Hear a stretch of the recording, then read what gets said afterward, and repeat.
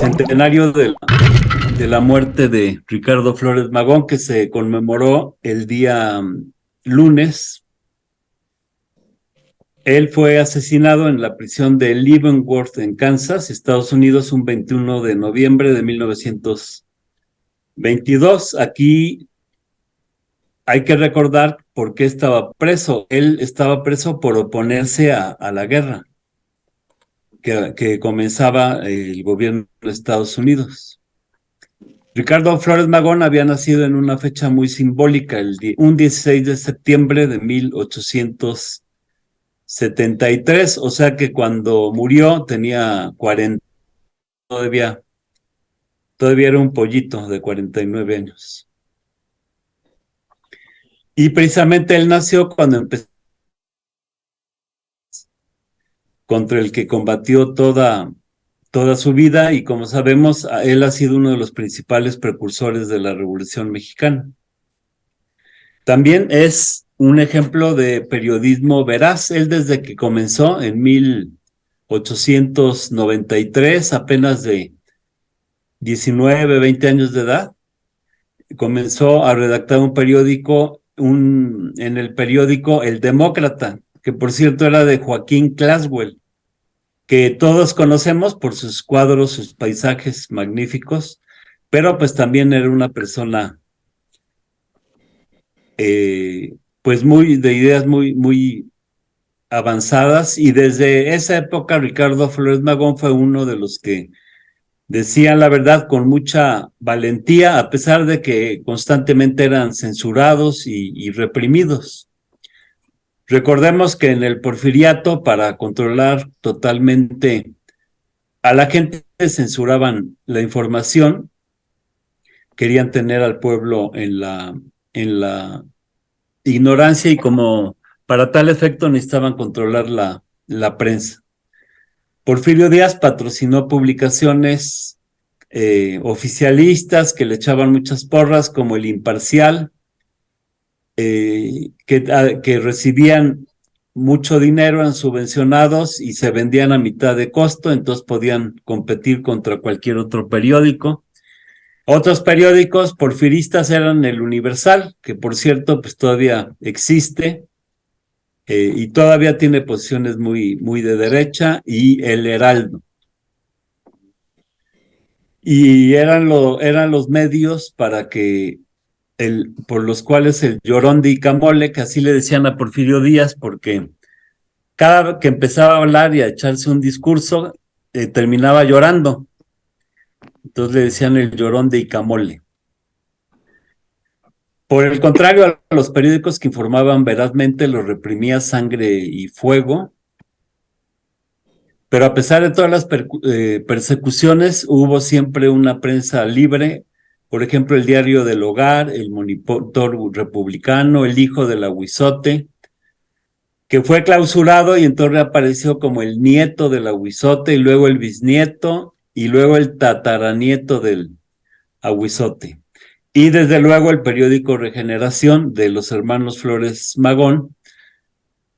Y estas publicaciones siempre mantuvieron en jaque al régimen porfirista, a pesar de que eran publicaciones muy perseguidas, pero decían la verdad, y esto jugó un papel muy importante, porque pues, sabemos que pues no hay nada más fuerte que la verdad.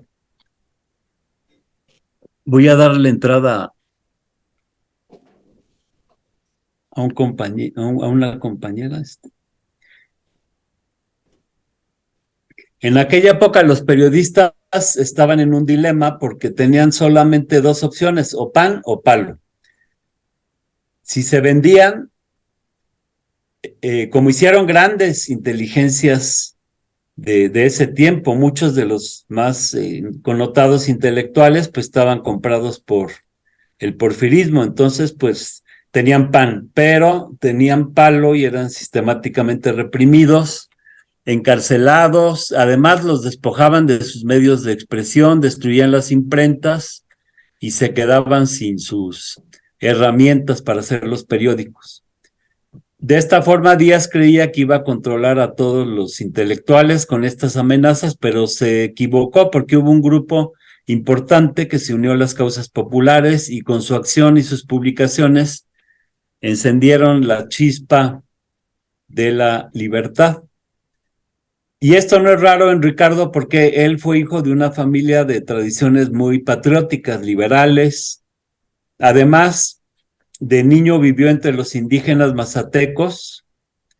Su padre, Teodoro Flores, fue alguien que combatió contra la invasión estadounidense en 1847, luego luchó en la Guerra de Reforma contra los conservadores y además de todo esto participó en batallas en contra de la invasión francesa. Este era el papá de Ricardo Flores Magón, que formó a su hijo, quien además hasta los 8 años vivió en Oaxaca, conviviendo con los pueblos originarios de la Sierra Mazateca, y todo esto formó el carácter y las ideas de Ricardo Flores Magón. Ya desde los 18 años inició en la lucha. Primero participó en movimientos estudiantiles en 1892. Hubo un movimiento muy importante en contra de la tercera reelección de Porfirio Díaz. Recordemos que Porfirio Díaz se levantó en armas contra Benito Juárez y contra Miguel Lerdo con la bandera de la no reelección, pero pues ya llegando al poder no dejó de reelegirse.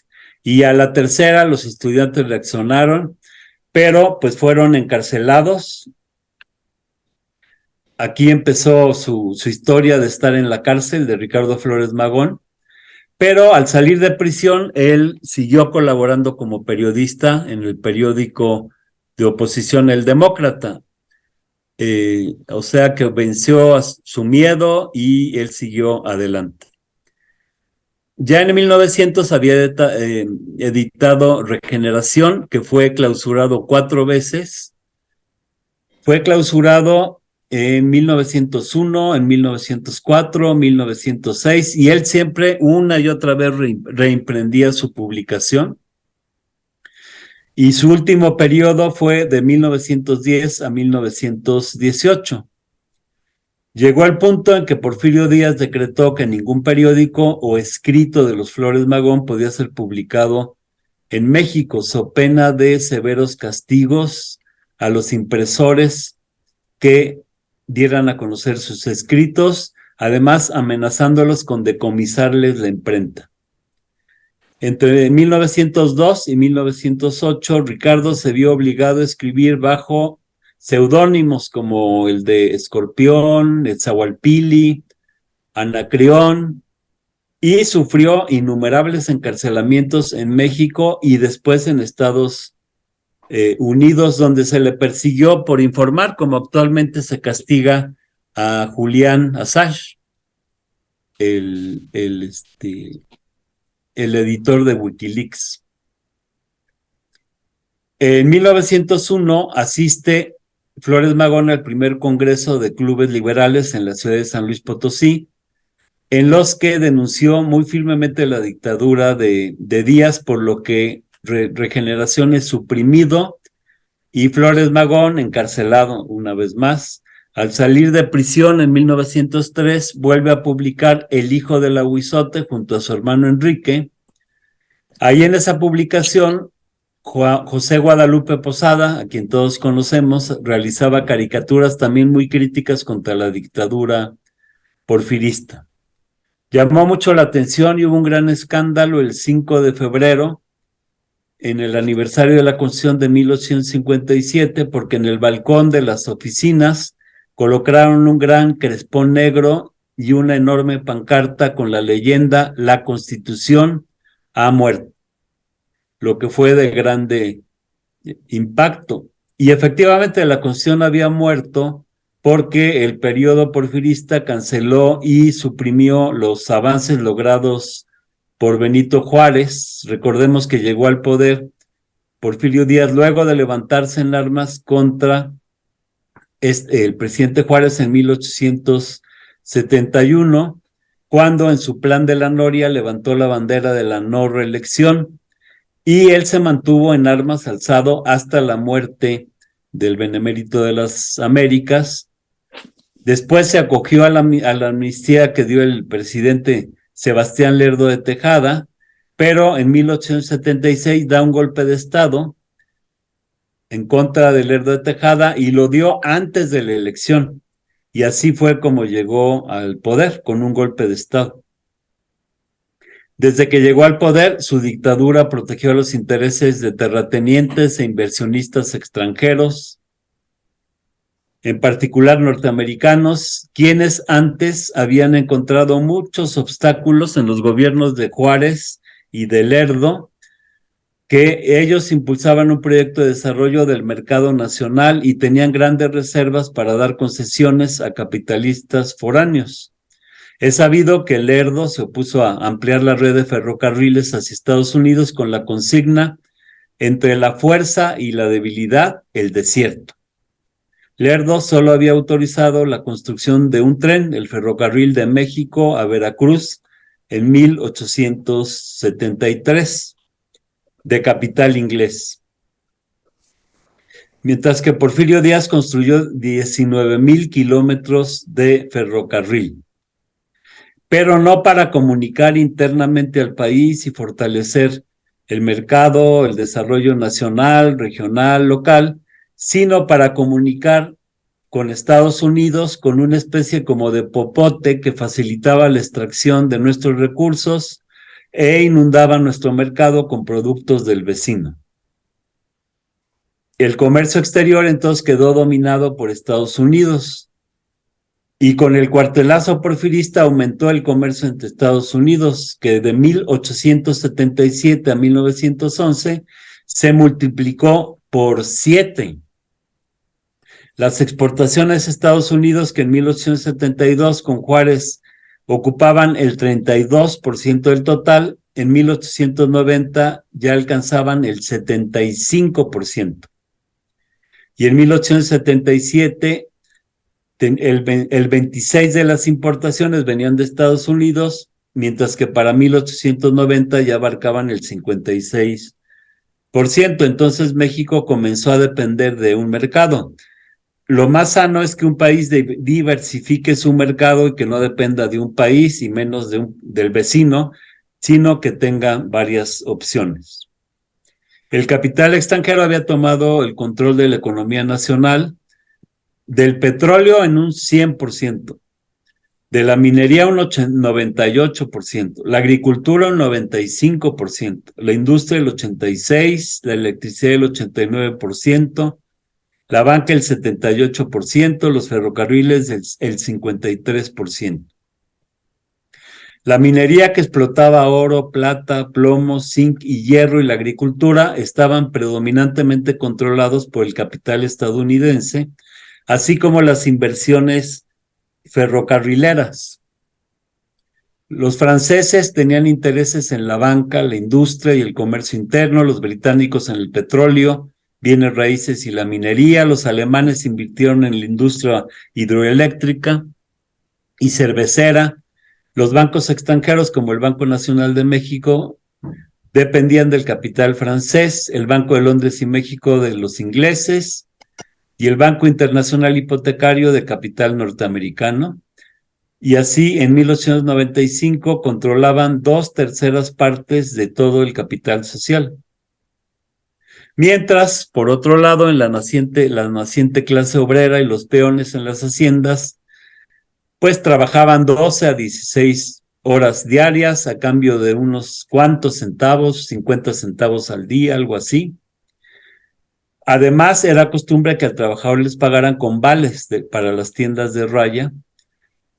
La empresa donde les vendía, tiendas de raya de la empresa, en donde les vendían los productos mucho más caros. Un 50, 75%, 25%, pero siempre más caros. Y cuando protestaban y se rebelaban, y hacían movilizaciones y huelgas, entonces había matanzas, como sucedió en Cananea y Río Blanco. A los pueblos originarios les arrebataban sus tierras, como sucedió con los pueblos yaqui, mayo, maya. Bueno, ahorita que mencioné lo que vivimos hoy con este pueblo mayo de Sinaloa, cómo lo están despojando de su bahía, pues creo que es una situación similar. Una matanza muy, muy cruel y muy conocida es la del pueblo indígena de Tomochic, donde el ejército federal realizó crueles matanzas. También tenían la costumbre de reclutar a personas para esclavizarlas.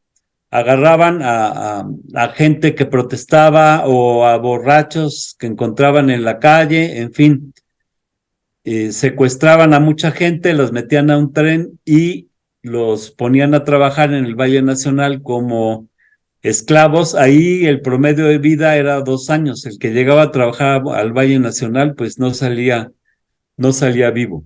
Y bueno, todos estos crímenes que callaba la prensa oficial eran denunciados por Ricardo Flores Magón y sus compañeros.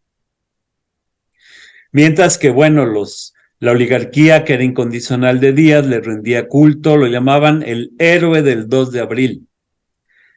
Y bueno, su total abyección se muestra claramente cuando en un discurso emitido en un banquete para celebrar su última reelección, el director de la Facultad de Derecho de la universidad, Pablo Macedo, le dijo las siguientes palabras: con usted, señor presidente, iremos hasta la ignominia. Pero la resistencia crecía en todos los frentes y el periódico Regeneración informaba, concientizaba y llamaba a la acción. Ricardo no se quedó en la denuncia y la crítica, promovió la organización. El 1 de julio de 1906 impulsa la fundación del Partido Liberal Mexicano junto con Juan Saravia, que fue su compañero de lucha muchos años, Antonio Villarreal, Librado Rivera, Manuel Saravia, Rosalío Bustamante y su hermano menor, Enrique Flores Magón. Ellos estaban por la no reelección, por una jornada de 8 horas y un salario mínimo suficiente, el descanso dominical y el reparto de tierras a los campesinos. Además, en este programa se apoyaba a la organización obrera y las huelgas que eran violentamente reprimidas, como la conocida huelga de la minera sonorense de cobre Cananea en 1906 y en Veracruz la huelga de Río Blanco en 1907. Flores Magón desde aquella época promovía la reglamentación del trabajo doméstico, la abolición de la pena de muerte,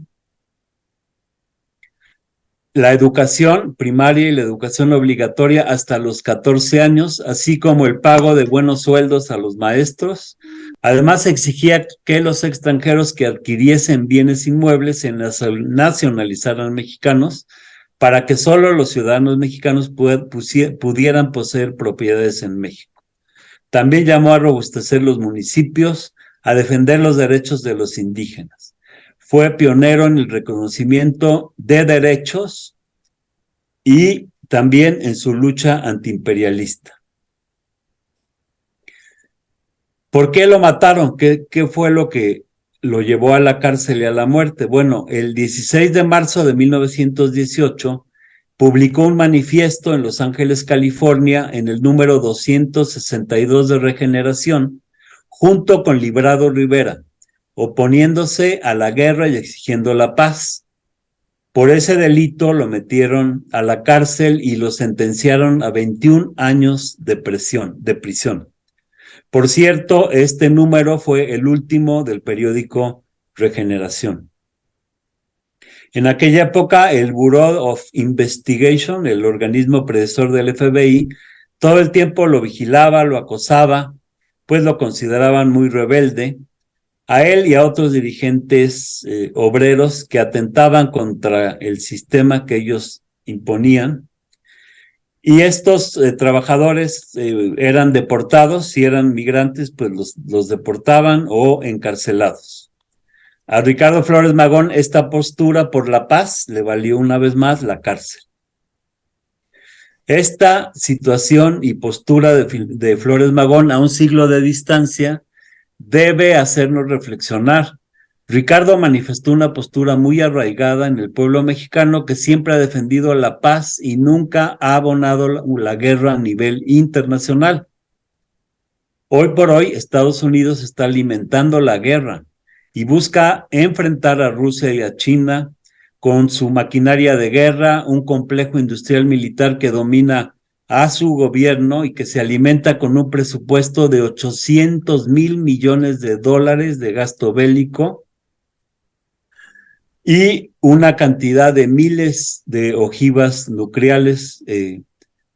Tiene la mayor cantidad de ojivas de todo el mundo y este presupuesto es el mayor también, el mayor presupuesto militar con mucho en todo el mundo. Ante esta situación, México debe mantenerse absolutamente ajeno a estos planes de guerra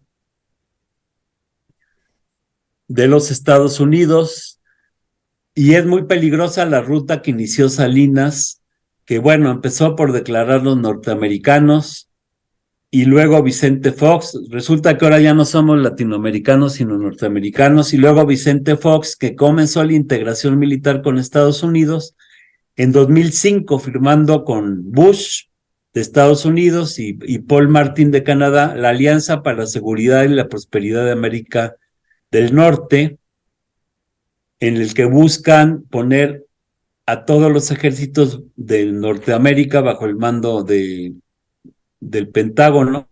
Luego Felipe Calderón, con su iniciativa Mérida, que también fue aprobada por Bush, y empezando a participar en ejercicios militares en el extranjero, violando la Constitución mexicana, pues las Fuerzas Armadas mexicanas no pueden participar en maniobras dirigidas por una potencia extranjera, según la Constitución. A la Armada mexicana, en tiempos de Calderón, participó por primera vez. México antes no participaba en maniobras militares gringas.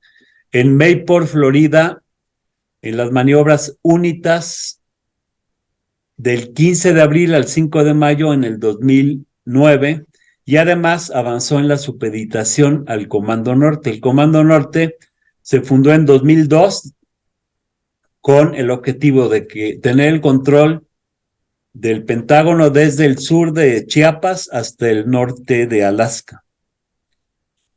Con Calderón se realizaron maniobras militares conjuntas en Texas y Tamaulipas del 2 al 9 de mayo de 2012. Se abrió una oficina binacional donde trabajaban todas las agencias militares y de inteligencia gringas, aquí en la Ciudad de México, en Reforma 265, muy cerca de la embajada. Además, fundó una base militar estadounidense en San Salvador, Chachapa, Puebla, que le llamaron Academia de Formación Policial, pero es desde que se inauguró una base donde actúan todas las agencias, que además fue inaugurada por el embajador de Estados Unidos, a iniciativa del gobernador de Puebla, Rafael Moreno Valle. El curso de esta integración militar la continuó Peña Nieto. En los últimos y lo más trágico es que en el actual gobierno, en los últimos meses, se han realizado maniobras militares conjuntas con la Armada estadounidense en Puerto Chiapas en el año 2020 y este año en Chetumal, y además maniobras terrestres en Reynosa, Tamaulipas, que se efectuaron el mes pasado del 17 al 21 de octubre. Siguiendo el ejemplo de Flores Magón, México debe romper con este proceso de integración militar que es muy peligroso, y más aún en la coyuntura mundial actual, donde si entramos a estas planes bélicos aliados a Estados Unidos, pues seríamos blancos automáticos de un ataque nuclear. Sigamos el ejemplo de Ricardo Flores Magón, que por defender sus principios y oponerse a la guerra trabajó siempre, incluso sufriendo cárcel y hasta la muerte. México quiere la paz y ese es uno de los legados a reivindicar en el centenario de la muerte de Flores Magón. Su lucha desde luego no se circunscribía a la lucha del propio país, sino también al ámbito internacional, dado que el proletariado es una clase social mundial y los intereses pues de los pueblos son comunes, así como sus enemigos.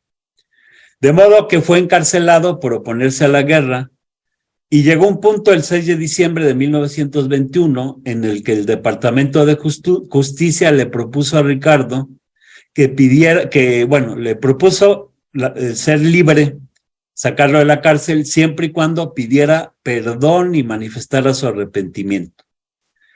Él se negó. Hubo un gran movimiento internacional de las y los trabajadores para exigir su liberación, pero el presidente de Estados Unidos, Warren Gamaliel Harding, evitó que saliera de prisión considerándolo muy peligroso. A pesar de que estaba muy enfermo, no lo atendieron. Fue asesinado en la madrugada del 21 de noviembre. Su hermano Enrique Flores Magón y Librado Rivera, un compañero de lucha de toda su vida, denunciaron que habían constatado en el cadáver marcas de estrangulamiento y acusaron a los carceleros por el crimen. De cualquier forma, es claro que el gobierno de Estados Unidos o lo mató o lo dejó morir conscientemente. En una caricatura del periódico The New York Call, publicada al siguiente día, se dibuja al Procurador General de Estados Unidos, Harry Daughtry, y a la muerte dándose un apretón de manos sobre el cadáver de Ricardo Flores Magón. Así es como percibió la prensa esta muerte. Y bueno, creo que es importante recoger muchas de las ideas y los postulados de Flores Magón. Como ya dijimos, el 1 de julio se fundó el Partido Liberal Mexicano, y entre los postulados de este nuevo partido había ideas muy revolucionarias para esa época. Como ya dijimos, la supresión de la reelección, de la pena de muerte, etcétera. Y en ese programa,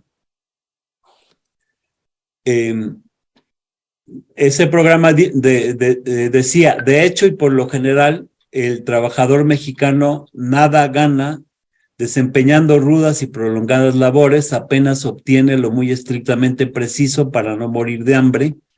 Esto es injusto e inhumano. Así es como el trabajador mexicano acepta labores de 12 o más horas diarias por salarios menores y proponía la jornada de 8 horas. Pero desgraciadamente hoy en día prácticamente no hay límite para las jornadas de trabajo, tanto en el sector privado como en el público. Entonces seguimos en la lucha para que se garantice este postulado de Flores Magón. El establecimiento de 8 horas de trabajo es un beneficio, decía Flores Magón, el programa del Partido Liberal, para la totalidad de los trabajadores, aplicable generalmente sin necesidad de modificaciones para casos determinados. En cuanto a los salarios, decía este programa, los salarios varían, pero la condición de obrero es la misma. En todas partes no gana, de hecho, sino lo preciso para no morir de hambre. Hoy por hoy en México la mayoría de los trabajadores no gana más que lo indispensable para cubrir sus necesidades. Postulaba el programa las garantías a la vida del trabajador, la prohibición del trabajo infantil, el descanso dominical, de indemnización por accidentes y a la pensión a obreros que han agotado sus energías en el trabajo. Todas estas ideas pues están pendientes. Los mineros, por ejemplo, y los trabajadores mueren sin consecuencias para el patrón. Recordemos los mineros de Pasta de Conchos, 65 mineros, y el dueño del Grupo México, Germán Larrea, pues tan tranquilo. Simplemente hace poco que quedaron enterrados 10 mineros, murieron, y pues ya fueron nota una semana y siguen sin ser rescatados. En cuanto al trabajo infantil, hoy por hoy hay 3 millones de niños que trabajan en México. Y bueno, la cuestión de trabajar el domingo, pues ¿cuántos no trabajamos los domingos. En cuanto a la cuestión de las pensiones, las Afores especulan con el dinero para las pensiones sin garantizarlas. Meten el dinero a la bolsa, si ganan, pues gana el banco, y si pierden, pues le dicen al trabajador, ni modo, perdiste. De modo que la lucha sigue. Con una población de 70 millones en edad de trabajar, la económicamente activa en México es de 59 millones y solo 25 millones tienen un empleo formal. Y solo ellos cuentan con las prestaciones que en regla son un derecho para todas y todos. De modo que el problema que señalaba Flores Magón continúa. Muchas cuestiones se mantienen vigentes, como el postulado que debe pagarse a los maestros buenos sueldos, como lo merece su labor. Debe dignificarse el profesorado, procurando a sus miembros el medio de vivir decentemente. Todos sabemos la situación de los maestros. Yo mismo, por ejemplo, fui maestro más de 30 años y nunca tuve una plaza, contratos temporales y un salario como para irla pasando. ¿Y cuántos maestros? La mayoría tienen que trabajar en 2 escuelas para completar el salario, y todo esto va en detrimento de la educación de los niños. También se postulaba en este programa de Flores Magón enseñar rudimentos de artes y oficios en las escuelas, pues se acostumbra al niño a ver con naturalidad el trabajo manual, despierta en él la afición a dicho trabajo, cosa que nosotros reivindicamos porque es muy necesario ligar en la escuela el trabajo manual con el intelectual y asegurar a cada maestro una plaza y un sueldo que le permita vivir y no tener 2 o 3 trabajos. Hay maestros que tienen 2 trabajos y además trabajan los domingos de taxistas. En el programa se estipula que debe darse preferencia como medida eficaz para evitar la preponderancia extranjera y garantizar la integridad de nuestro territorio. En el programa se trata de manera muy incorrecta, con una visión errónea, el problema de la inmigración china, porque proponen su prohibición. Dicen que trabaja con el más bajo sueldo, su competencia es funesta y que no produce a México el menor beneficio. Bueno, esta es una postura anti-inmigrante errónea que no compartimos, pero independientemente de eso, no podemos dejar de reflexionar que en la globalización neoliberal y con la indiscriminada apertura comercial que favorece a las grandes corporaciones y por no alentar la soberanía industrial, la producción nacional, nuestro mercado se ha inundado de productos chinos a muy bajo precio, productos que deberían y podrían ser fabricados en México.